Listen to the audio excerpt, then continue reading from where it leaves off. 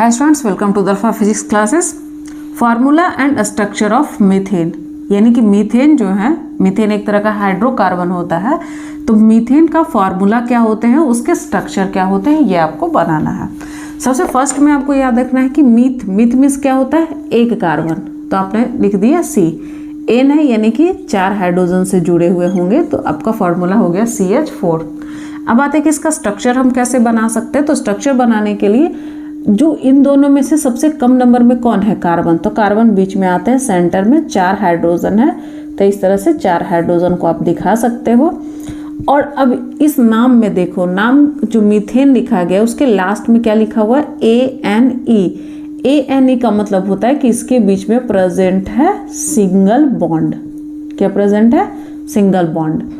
और single bond कैसे बनते हैं तो वो आप देख लो। हाइड्रोजन के आउटर मोस्ट में इलेक्ट्रॉन कितना होता है, 1। तो 1 1 आप दिखा दो यहाँ पे। और कार्बन के आउटर मोस्ट में कितने इलेक्ट्रॉन होते हैं, 4, ये आप दिखा दो। अब हाइड्रोजन हीलियम का कॉन्फ़िगरेशन लेके आएंगे, तो ये इसके साथ में शेयर करेगा बॉन्ड, ये इसके साथ में बॉन्ड शेयर करेंगे, ये इसके साथ बॉन्ड शेयर करेंगे, एंड फिर ये इसके साथ बॉन्ड शेयर करेगा। और ये कार्बन क्या करेंगे, इन चारों के साथ में एक एक इलेक्ट्रॉन शेयर करेंगे, तो ये अपना ऑक्टेट पूरा करेगा। अब आप देखो, इस कार्बन और हाइड्रोजन के बीच में कितने इलेक्ट्रॉन शेयर हो रहे हैं, 2।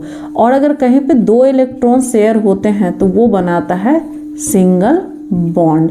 जहाँ पे 4 इलेक्ट्रॉन शेयर होते हैं वो बनाते हैं डबल बॉन्ड। और जहाँ पे 6 इलेक्ट्रॉन शेयर होते हैं वो बनाते हैं ट्रिपल बॉन्ड। तो ये हो जाएगा carbon, hydrogen, hydrogen, hydrogen, hydrogen, और सभी के बीच में कौन सा बॉन्ड होगा, सिंगल बॉन्ड।